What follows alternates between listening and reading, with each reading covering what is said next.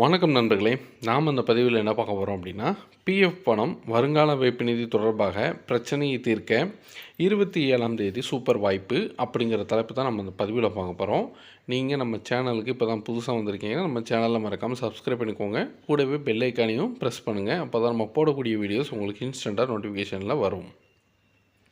மத்திய அரசின் தொழிலாளர் மற்றும் வேலைவாய்ப்பு அமைச்சகத்தின் கீழ் செயல்படும் மதுரை தொழிலாளர் வருங்கால வைப்பு நிதி நிறுவனம் அதன் மண்டலத்துக்குட்பட்ட 6 மாவட்டங்களில் நிதி உங்கள் அருகில் மற்றும் இஎஸ்ஐ சுவிதா சமூகம் இணைந்து நடத்தும் குறைதீர்க்கும் முகாம் ஒன்று ஒவ்வொரு மாதமும் 27ஆம் தேதி காலை 9 மணிக்கு நடைபெற உள்ளதாக அறிவிக்கப்பட்டுள்ளது.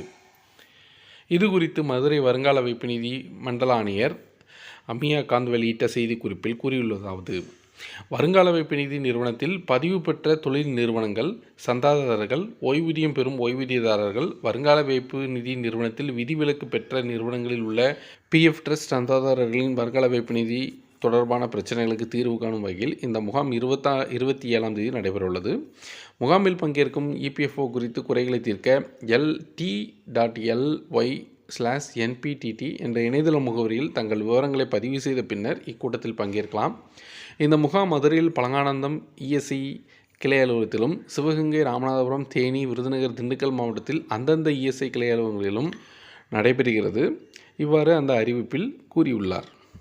இதனிடையே தமிழ்நாட்டில் அரசு ஊழியர்கள் ஆசிரியர்களுக்கான 2023-2024 ஆண்டிற்கான பொது வருங்கால வைப்பு நிதி கணக்கு விவர அறிக்கை இணையதளத்தில் பதிவேற்றம் செய்யப்பட்டுள்ளது.